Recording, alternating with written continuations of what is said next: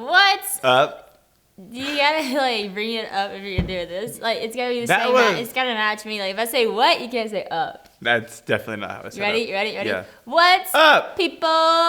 There we go. That was good. Welcome back to another. We clearly vlog. hadn't practiced that one yet. So no, that was a fresh cut. Fresh. That was just put us on camera, let us go. That was actually our second take, but still. You get the point. Felt good. Felt good. Looked good. Was good.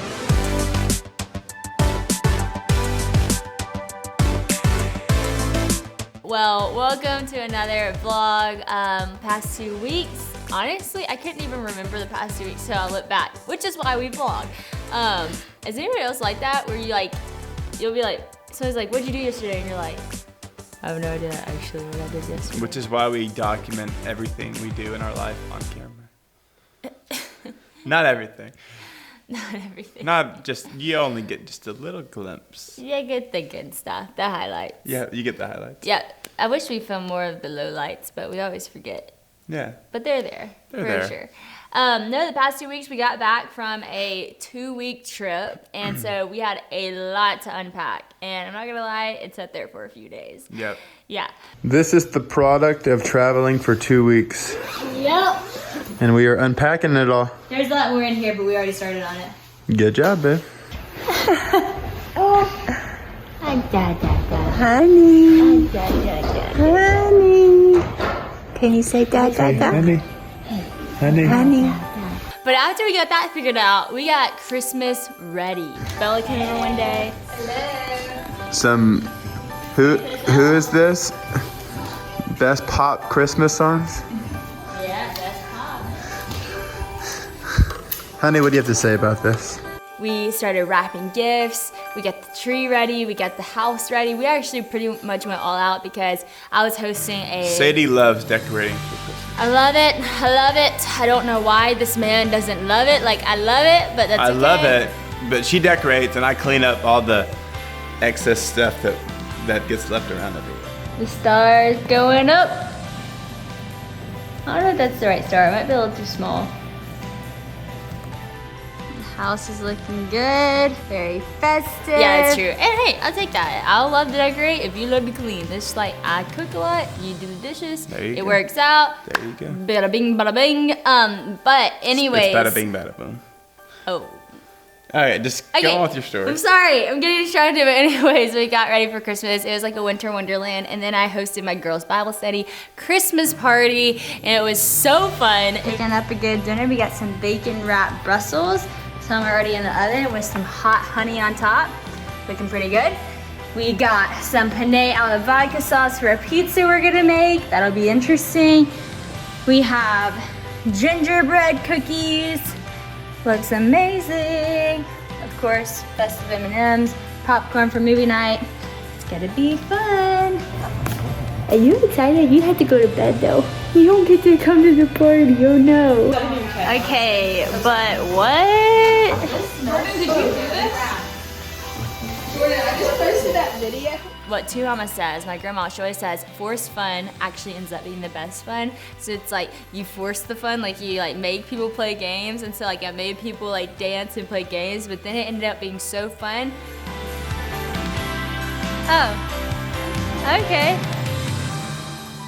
Y'all, we stayed up till 4 a.m. I felt like I was in high school again. And I have to say, 4 a.m. as a 17-year-old was a little bit different than 4 a.m. just as a 24-year-old with a child. I was walking like a 90-year-old woman the next day. I was like, what has happened to me? But granted, Honey did wake up like super early the next morning, so I pretty much slept like an hour. Yeah. I won't even give it 2 because there was a storm that night. I'm gonna give me 1 hour. But it was so fun. It was so fun. And you went hunting. Yep, and we did not kill anything. Dang it. Shoot. Dang it. You win some, you lose some. And by the way, we have to say, Merry Christmas, everyone. Yeah. It's Christmas week. Merry Christmas. Why? Why do I get so made fun of for bringing joy to the world? I saw my opportunity. The Grinch who stole Christmas has his arm around me right now.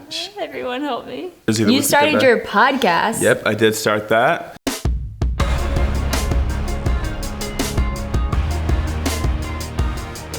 My first podcast. for 4-8 Men with Adam Klink. Got the boys in here. We're about to launch it. We're about to get it started. Uh-oh. Whoa.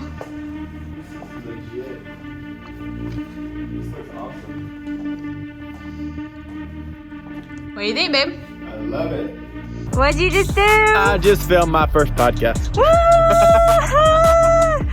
That laugh. Are you sure? That just sounded so funny the way I said that. You have a podcast voice now. Oh no. Swipe up, go subscribe, click the link. No, how is it? How is your It's been awesome. I've recorded three or four so far. Actually, by the time this comes out, I think like 5 or 6. But stacking them up. 2 have launched when this will go live, and it's the 4-8 Men podcast, all about faith and fitness, and it's been great. I've really been But enjoying tell us, it. okay, everybody knows it's a 4-8 Men podcast. It's been great, but like, tell us what the back end, like, what's the journey been like? Have you always wanted to start this podcast? Did you just go for it? What? I really haven't. Tell the story because it's really cool. Okay, from we were in Corpus Christi. Yeah. So this was like a year and a half ago at this point. Sadie was speaking at an event, and then after dinner we were going to eat with the pastor and his family. And I did not really want to go. That's Honey that was Honey crying in the background. I did not really want to go because the Notre Dame Clemson football game was on, and I really wanted to watch that. And I was like, okay, I'll go, but if we can pick a restaurant that will have a TV, then that'll be great. And went to the super nice steak restaurant, and it didn't have a TV. So I was like pulling up the scores on my phone the whole game and all that stuff. So then after dinner, he texted me later. The pastor texted me later that night and said, "I'm looking forward to hearing more about your sports ministry." And I replied back. I was like, "Haha, I don't have that. Are you prophesying?" or something like that.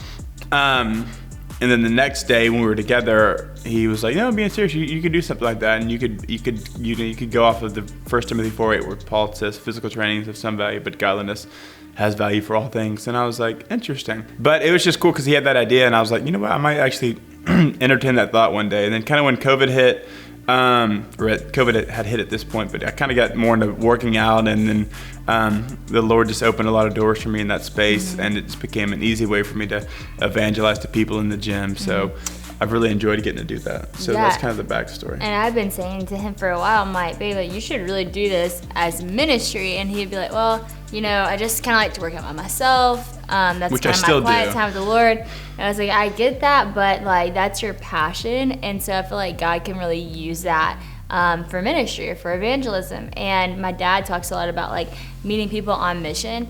And that's like your mission, like you love fitness and like you can meet people with Jesus with that. And so it's really cool. And I think sometimes like, it's not like a sin to do things for yourself, but like there sometimes can be an element of selfishness to it when you're like, wow, like I've been gifted something that I actually could use for my ministry. And it was really cool for a Christian to be challenged in that of like, hey, if you love sports so much, like how are you using that for your ministry? And I just thought that was like such a good challenge to you. Like it was kind of like a joke, but it also was a challenge in the same sense.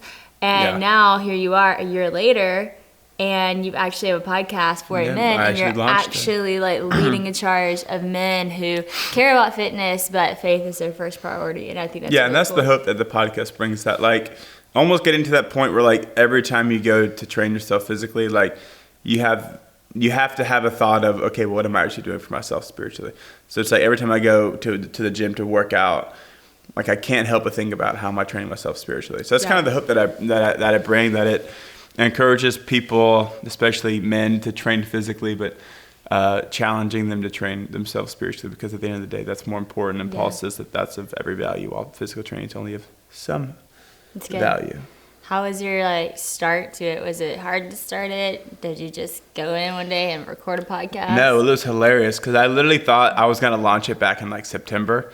Because I thought it was going to be like a 2-week, like I messaged one of the guys I wanted to have on. I was like, hey, I think I'm going to be starting a podcast pretty soon. I might launch it in like 2 weeks. This was in like September. And then October rolled around and I still hadn't launched it yet. We were like just in like pre-planning process. I had no idea how much work went into actually starting something like that. And then November rolled around and I was like, hey, I know I messaged you about 2 months ago. It still hasn't started yet. And I was like, it's looking like it might be mid-December. And then obviously here we are. And it has launched. So it was a lot longer process than I thought it was gonna and be. I think that was like frustrating for you, you know? Like I saw you some nights be like, oh, I just wish it would start, or even like you had texted people and you thought it was gonna start and then it didn't, and that was like a hard thing. And that's kind of been like a common theme in our 2 weeks, because for me, so I just filmed my whole Bible study series for my new book, and honestly, I just like didn't do a great job. Like I didn't work super hard on making sure that the content was very strong. It was in a super busy season for us, so I was just like, put it together and did it. Well, the company, like the book company I work with, well, it's funny because before this even happened, I was like, I don't think that was like my best work. And I even told Jenny Allen this. I was like, I'm really not proud of that. Like it wasn't my best work. I feel like I was rushed. I feel like the timing wasn't right, but I just did it because I felt like I had to and blah, blah, blah. And I was like, I just hate that feeling.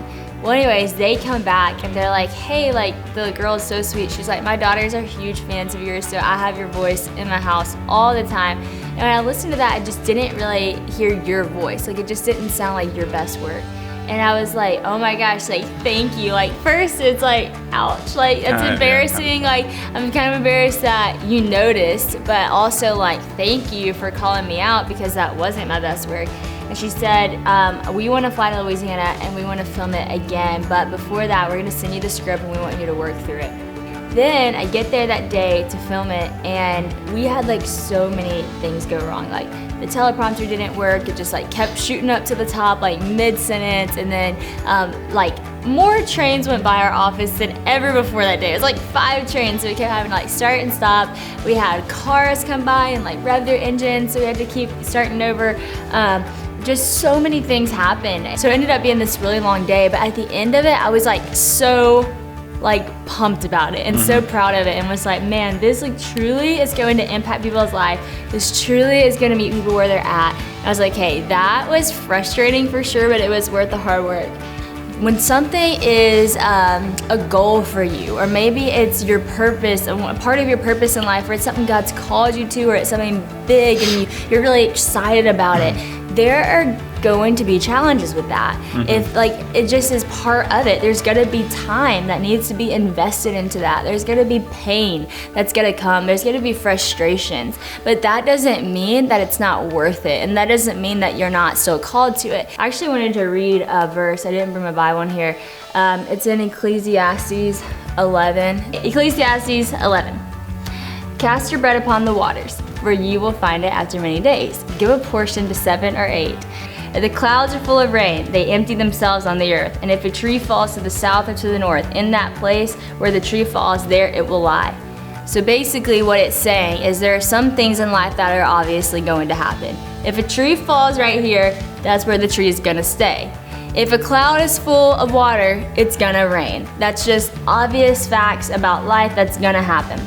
Then it says, he who observes the wind will not sow, and he who regards the clouds will not reap. So basically it's saying, for those who just observe the wind and just hope that something happens, nothing's going to happen. You actually have to work towards it. If you just look at the clouds and you're like, oh, the clouds look like a nice day for farming, but you don't farm, nothing's gonna happen. It then says, as you do not know the way the Spirit comes to the bones in the womb of a woman with a child, so you also do not know the work of God who makes everything. So basically now it's saying there are some things that are obviously going to happen. Verse 6 says this, in the morning sow your seed, and at evening withhold not your hand, for you do not know which will prosper, this or that, or whether both will be alike. And I've always loved that because it says no matter what it looks like, no matter what's going on, no matter what you can understand or not understand, continue to sow your seed in the morning, and in the evening don't withhold your hand. Don't say, well, I did it all I can and I don't know why it's not working. I don't know, I thought the Lord said this, but why would he not do this or this or this? It's like, hey, like, you're just called to be faithful. You're just called to be faithful. You don't have to grow it. You don't have to be the one that makes it the thing happen always. You just have to be the one that's faithful. And then when God meets you in that faithfulness, that's when miraculous things happen. And so I guess the charge to you today from what we've learned is that faithfulness is so important. Faithfulness over the frustrations, faithfulness over the timeline, faithfulness over just not understanding what God's doing, faithfulness to what you're called to do. And then let God be God. And don't say, well, this is definitely gonna prosper. This is not, who knows what's gonna prosper or what is not. When I look back at my life, there is so many things that God has taken and just breathed upon that whenever I was working on it, I honestly didn't know that was gonna happen. I might have thought, oh, that one sounds better, but he used this one.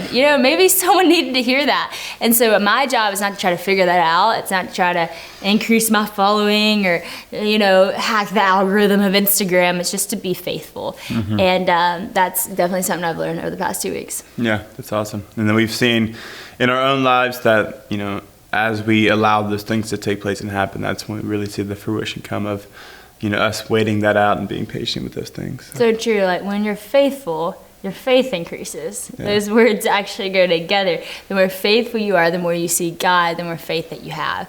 And the more faith you have, the easier it is to be faithful. And so stay faithful. Just because it's challenging, just because it's hard, just because it doesn't happen fast doesn't mean it's not God. Actually, those are some of the coolest places for God to move, because then it's not you, it's really him. And people know that too. People say, how'd you do that? And you can be like, girl, it's only God. And then that's the opening of your testimony. Bond. James Bond. This is 007, baby. This episode. Guy, Enjoy this it. guy's been waiting for 007 since we started this vlog. Are you gonna close this out? Are you gonna cover the screen? See you next time. Somehow?